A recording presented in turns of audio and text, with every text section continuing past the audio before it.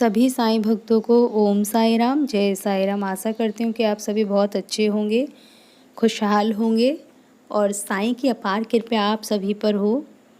आप सभी साईं भक्त खुशहाल रहें, खुश रहें और बाबा का अपार प्रेम आपको ऐसे ही मिलता रहे।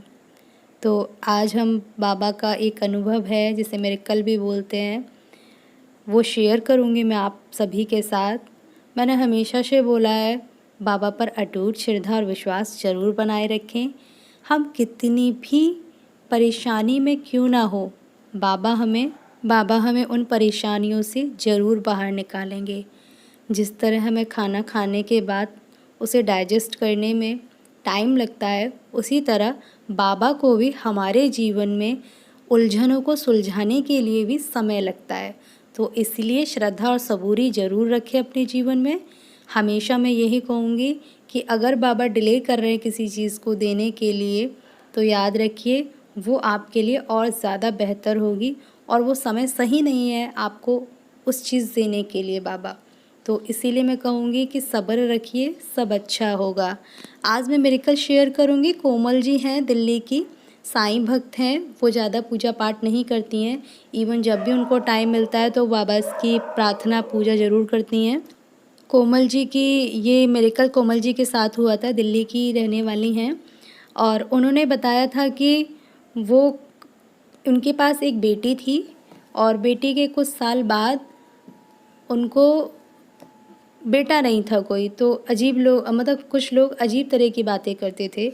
तो देन कोई नहीं, एक्चुअली क्या होता है कि कोमल जी अपनी फ्रेंड की, उनकी फ्रेंड का नाम है दीपिका, तो दीपिका के घर जाती हैं और दीपिका को बेटा होता है।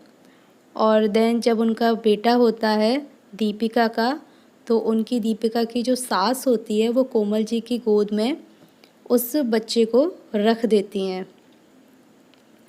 तो कुछ लोग, तो जैसे ही उन्होंने कोमल जी की गोद में वो बेटा गोद में रखा और वो खिलाने लगी, तो वैसे ही बच्चा रोने लगा बुरी तरीके से। तो दूसरे लोग कहने लगे कि इसके खुद के तो लड़का है नहीं है, उल्टा सीधा सुनाने लगे, बहुत कुछ उल्टा सीधा कहा उनको और वो रोने लगी। और रोते रोते वो एक दिन मंदिर गई और मंदिर जाने के बाद बाबा ने उन्हें अरदास लगाई बाबा के सामने। उनके आँखों में आंसू थे। देखिए, बाबा दुख में हमेशा पहले सुनते हैं, वो किसी को परेशानी में नहीं देख सकते। तो वहाँ जाकर उन्होंने अरदास लगाई और बाबा से प्रार्थना करी कि बाबा मेरी झोली भी भर दीजिए। और जिस तरीके से मुझे लोगों ने ताने दिए हैं कि मेरे पास बच्चा नहीं है, छोटा बेबी नहीं है, बेटा नहीं है, यानी कि कहने का मतलब उनको एक लड़की थी, बेटा नहीं था उनके पास। और कुछ टाइम बाद ही उनको एक बहुत प्यारा सा कोमल जी को बेटा हुआ और उन्होंने ये वाली बात बताई थी कि मेरे पास बेटा नहीं था और लोगों ने मुझे इस तरीके से, मेरे पास बच्चा नहीं था, कोई लड़का नहीं था। और इवन मैं अपनी फ्रेंड के घर गई और घर जाने के बाद वहाँ पे मुझे किसी ने गोद में, उनकी सास ने बच्चा दिया, गोद में खिलाने के लिए उस लड़के को दिया। और उस लड़के को मैं खिलाने लगी तो देन रोने लगा वो, और दूसरे लोग बहुत उल्टा सीधा सुनाया तो मैं बहुत रोई। मैं रोते रोते ही मंदिर गई थी और बाबा से अरदास लगाई कि बाबा मेरी भी झोली भर दीजिए। तो उनकी झोली भर दी थी। उनको बहुत प्यारा सा बेबी हुआ, आज भी बेबी है, कम से कम 15 साल का है वो। 12-13 साल का तो इवन होगा, उन्होंने 12-13 साल का बताया था। और कोमल जी की ये विश थी और कोमल जी ने कहा कि मैं ज़्यादा पूजा पाठ नहीं कर पाती, कभी कभी मंदिर चली जाती हूँ। बाबा ने मेरी हर बार प्रार्थना और लाज इज्जत बताई। तो मैं सभी से यही कहती हूँ, सभी साईं भक्तों से, कि बाबा पर विश्वास बनाए रखें, अपना विश्वास पूर्ण रखें। ओम साई राम, जय साई राम। बाबा का नाम का जयकारा लगाना बहुत ही ज़्यादा ज़रूरी होता है। आप कहीं भी हो, किसी भी परिस्थिति में हो, मैंने हमेशा बोला है आपसे, मैंने कुछ उपाय भी बताए थे बाबा के। आप इवन एक टाइम साईं कष्ट निवारण मंत्र ज़रूर पढ़ें, बाबा के 11 वचन पढ़ें। एक भी उपाय कर लीजिए आप, सुबह शाम जब भी आपको टाइम मिलता है, इवन जब भी आप फ्री हों तो आप मन से करेंगे तो देखिए उन कोमल जी ने तो कभी भी ये नहीं है कि वो सुबह शाम दीपक जलाती थी या कुछ ऐसा पूजा पाठ करती थी, नहीं। सिर्फ उन्होंने अरदास लगाई, बाबा के मंदिर गई, उन्होंने बाबा के मंदिर जाके एक पुत्र कामना की इच्छा रखी और उनको एक पुत्र हुआ बहुत प्यारा सा, और लोगों ने उन्हें उस बात के भी बहुत ताने दिए थे। तो मैं यही कहती हूँ कि सभी लोग अपने विश्वास बाबा के श्री चरणों पर ज़रूर रखें, जो भी होगा अच्छा होगा, बेहतर होगा, क्योंकि जीवन में कभी भी कुछ गलत नहीं होता। याद रखिएगा, अगर कुछ होता है तो हमें सिर्फ़ और सिर्फ गलत होने का एहसास होता है, वो हमें होता है, वो गलत नहीं होता हमारे साथ। क्योंकि जीवन में कुछ भी गलत नहीं है। हमें परिस्थितियाँ, हमें हालात क्या सिखा कर जाते हैं, हमारे जीवन में कुछ संघर्ष हमें ऐसे करने होते हैं जो भगवान हमें खुद संभालने के लिए बोलते हैं, हमें स्ट्रॉन्ग बनाते हैं। हमारे साथ अगर कुछ गलत होता है तो वो गलत नहीं होता, वो हमारा अनुभव होता है, क्योंकि हमें अनुभव मिलता है उससे सीखने के लिए कि ज़िंदगी में हम कभी दोबारा वो गलती ना कर पाएँ जो हमसे एक बार हो चुकी है।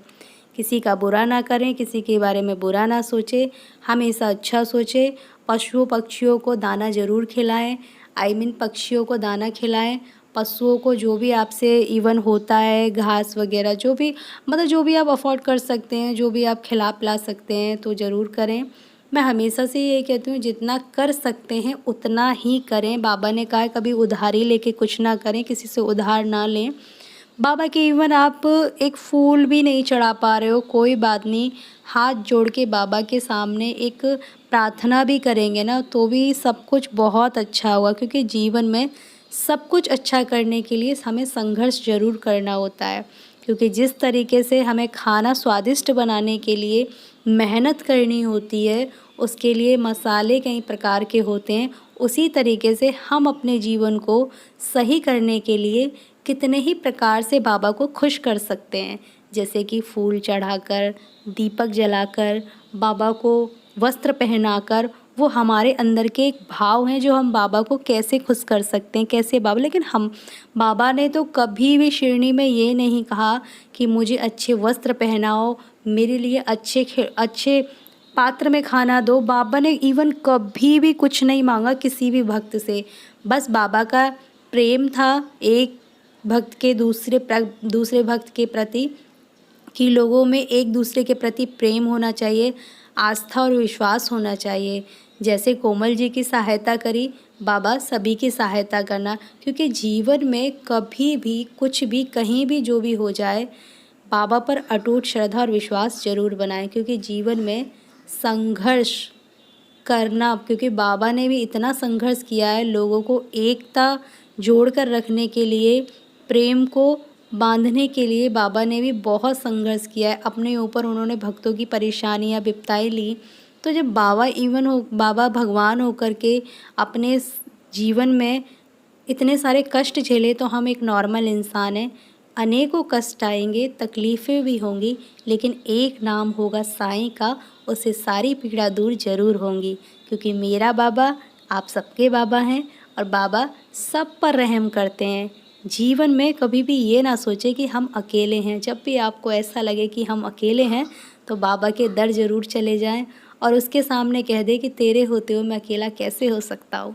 तो जीवन में कभी भी कुछ भी गलत ना सोचें, अच्छा सोचें, अच्छा अनुभव करें और अच्छी अच्छी बातें करें, दूसरों के लिए अच्छे भाव रखें। और मैंने हमेशा बताया, साईं कष्ट निवारण मंत्र एक अनोखा मंत्र है, उसे आप ज़रूर पढ़ें। साईं कष्ट निवारण मंत्र में बहुत शक्ति है, अपार शक्ति है। मैं हमेशा कहूँगी इवन आप 11 वचन ज़रूर पढ़ें, साईं बाबनी भी पढ़ें। इन तीनों उपाय में से आप कंटिन्यू अगर एक भी रखेंगे ना तो आपके जीवन में ज़रूर उजाला होगा, अंधेरे से उजाले की तरफ ज़रूर आता है इंसान। तो वही मैं कह रही हूँ, साईं अंधेरे का उजियाला, अगर आपके जीवन में अंधेरा है तो साईं उजियाला बनकर आपके जीवन में ज़रूर आएंगे। तो कोमल जी का ये अनुभव, ये एक्सपीरियंस, आप देखिए मैंने हमेशा से कहा है मैं कुछ नहीं हूँ, मैं जो भी कुछ हूँ साईं से हूँ। और साईं का ही ये चैनल है, साईं प्रेम पूनम चैनल के माध्यम से मैंने हमेशा बाबा से कुछ विशेष मांगी थी और कहा था बाबा जब भी ये विश पूरी हो जाएंगी तो मैं यूट्यूब चैनल के माध्यम से आपका गुणगान करूँगी। और देखिए आज इतने सारे मिरेकल मेरे लाइफ में हैं और एक एक करके मैं सब आपको बताती जा रही हूँ। ज़्यादा से ज़्यादा आप वीडियो को लाइक शेयर करिएगा और कमेंट में ओम साईं राम ज़रूर लिखिएगा। मैं सभी साईं भक्तों से यही कहूँगी कि विश्वास ज़रूर कीजिएगा बाबा पे। बाबा कभी भी किसी के साथ गलत नहीं करते। इवन उन्होंने अपना जीवन भी संघर्ष से गुजारा है, तो सोचिए कि जीवन में संघर्ष करना बहुत ज़्यादा ज़रूरी होता है। तब तक के लिए ओम साईं राम, जय साईं राम।